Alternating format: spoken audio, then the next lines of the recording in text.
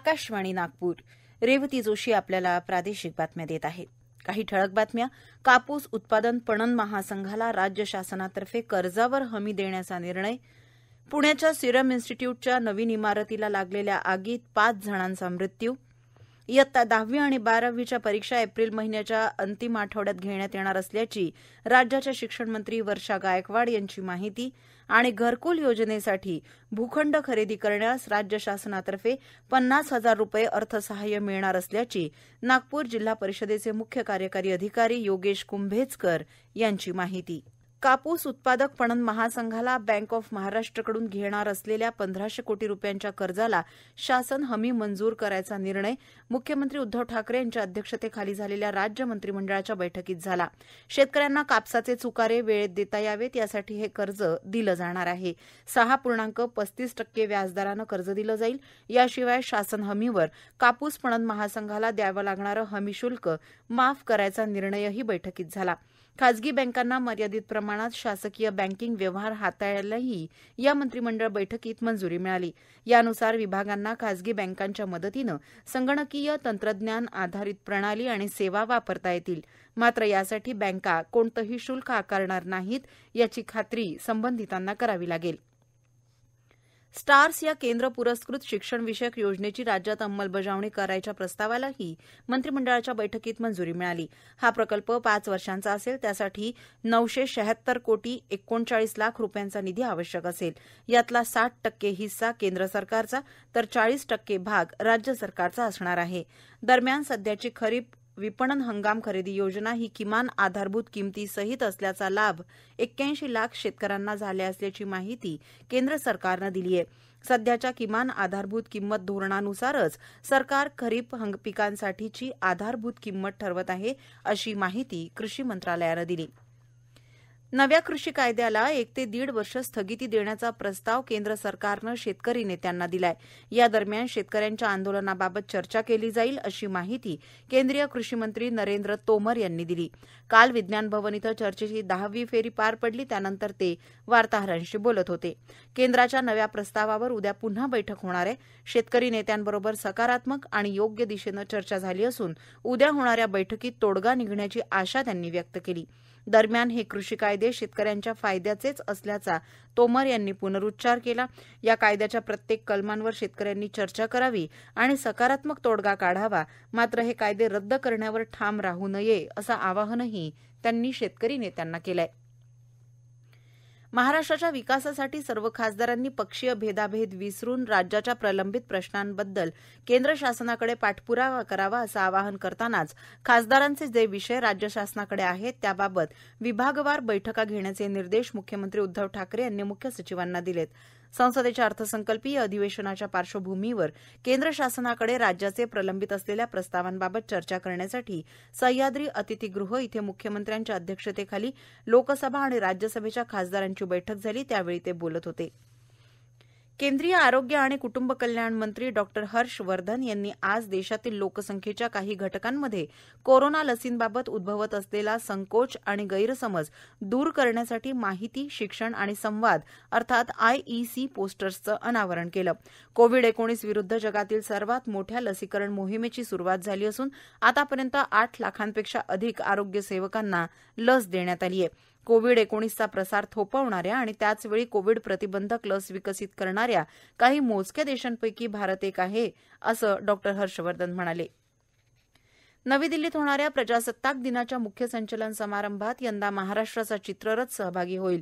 महाराष्ट्राच्या संत परंपरेवर आधारित असलेल्या या आकर्षक चित्ररथाचं काम आता अंतिम टप्प्यात आलं असल्याची माहिती राज्य सरकारनं दिली आहे. या चित्ररथामध्ये संत ज्ञानेश्वर आणि त्यांच्यासमोर ज्ञानेश्वरी अशी प्रतिकृती साकारली आहे. चित्ररथाच्या मध्यभागी भक्ती आणि शक्तीचा संदेश असलेली छत्रपती शिवाजी महाराज आणि संत तुकाराम यांची शिल्पे आहेत. त्याचबरोबर अनेक संतांच्या प्रतिकृती आणि महाराष्ट्राचं आराध्य दैवत विठू माऊलीची मूर्ती या चित्ररथाचं आकर्षण असेल. राज्यात काल 267 केंद्रांवर 18,166 म्हणजेच 68% आरोग्य कर्मचाऱ्यांना कोविशिल्ड लस देण्यात आली. काल सायंकाळी 7 वाजेपर्यंतची ही आकडेवारी असून काही ठिकाणी लसीकरणाचं सत्र उशिरापर्यंत सुरू होतं. राज्यात शनिवारीपासून कालपर्यंत एकूण 51,660 जणांना लस देण्यात आली आहे. पुण्याच्या कोविशिल्ड लस तयार करणाऱ्या सिरम इन्स्टिट्यूटच्या नवीन इमारतीला आज दुपारी आग लागली. आगीचं कारण अद्याप समजू शकलेलं नाही. आग विझवण्यासाठी अग्निशमन दलाचे शर्थीचे प्रयत्न सुरू आहेत. अग्निशमन दलाचे 10 बंब घटनास्थळी दाखल झालेत. तसंच राष्ट्रीय आपत्ती प्रतिसाद दलाचे एक पथक देखील पुण्यात रवाना झालंय. बीसीजी लस तयार करण्यात येणाऱ्या इमारतीलाही आग लागली असून कोरोना लस तयार करण्यात येणारी इमारत सुरक्षित आहे. आगीतून 6 जणांना सुरक्षित बाहेर काढण्यात आलं. दरम्यान मुख्यमंत्री उद्धव ठाकरे यांनी पुण्याच्या मनपा आयुक्तांना यासंदर्भात आवश्यक त्या सूचना दिल्या आहेत. परंतु या आगीमध्ये 5 जणांचा मृत्यू झाल्याची माहिती पुण्याचे महापौर मुरलीधर मोहोळ यांनी दिली आहे. या प्रादेशिक बातम्या आपण आकाशवाणीच्या नागपूर केंद्रावरून ऐकत आहात. आमच्या केंद्रावरील सर्व बातम्या ऐकण्यासाठी आणि ताज्या घडामोडी जाणून घेण्यासाठी Marathi news Nagpur all India radio या आमच्या युट्यूब वाहिनीला नक्की सबस्क्राईब करा. राज्य माध्यमिक आणि उच्च माध्यमिक शिक्षण मंडळाच्या वतीनं घेण्यात येणाऱ्या इयत्ता 10वी आणि 12वीच्या परीक्षा एप्रिल महिन्याच्या अंतिम आठवड्यात घेण्यात येणार असून आज या परीक्षांच्या तारखांबाबत शिक्षण मंत्री वर्षा गायकवाड यांनी मुंबईत पत्रकार परिषदेत माहिती दिली. इयत्ता 12वीची लेखी परीक्षा 23 एप्रिल ते 29 मे 2021 या कालावधीत घेण्यात येईल. तर या परीक्षेचा निकाल जुलैच्या शेवटच्या आठवड्यात घोषित करण्याचा प्रयत्न असेल. त्याचप्रमाणे 29 एप्रिल ते 31 मे दरम्यान इयत्ता 10वीची लेखी परीक्षा होणार असून 10वीच्या परीक्षेचा निकाल ऑगस्ट अखेरीस जाहीर करण्यात येईल अशी माहिती वर्षा गायकवाड यांनी या पत्रकार परिषदेत दिली. कोविड संदर्भातील मार्गदर्शक सूचनांचं पालन करून या परीक्षा घेतल्या जातील असंही त्यांनी स्पष्ट केलं.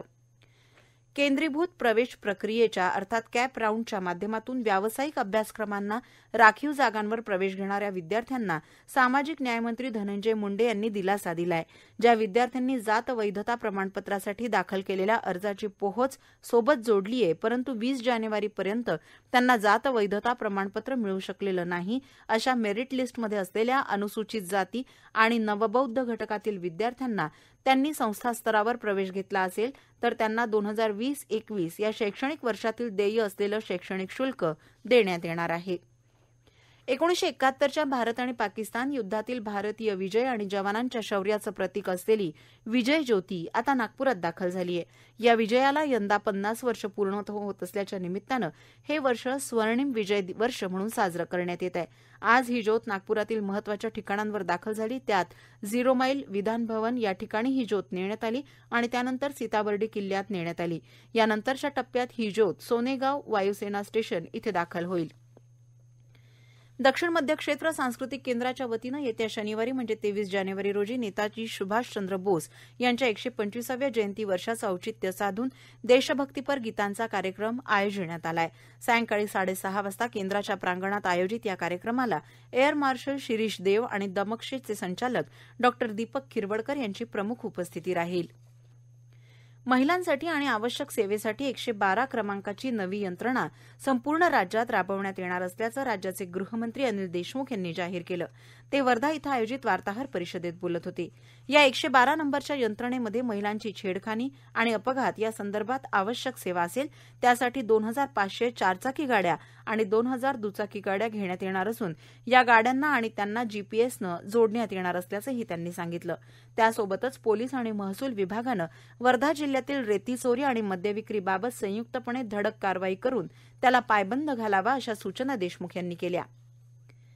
वीज बिल भरा अन्यथा वीज जोडणी कापण्यात येईल असं फरमान सोडून अडचणीत असलेल्या वीजग्राहकांना धमकावणाऱ्या राज्याच्या ऊर्जा मंत्र्यांचा आम्ही निषेध करतो. कोणत्याही ग्राहकाची वीज जोडणी कापली गेल्यास भाजप त्याच्यासाठी रस्त्यावर उतरेल असा इशारा खासदार सुनील मेंढे यांनी दिलाय.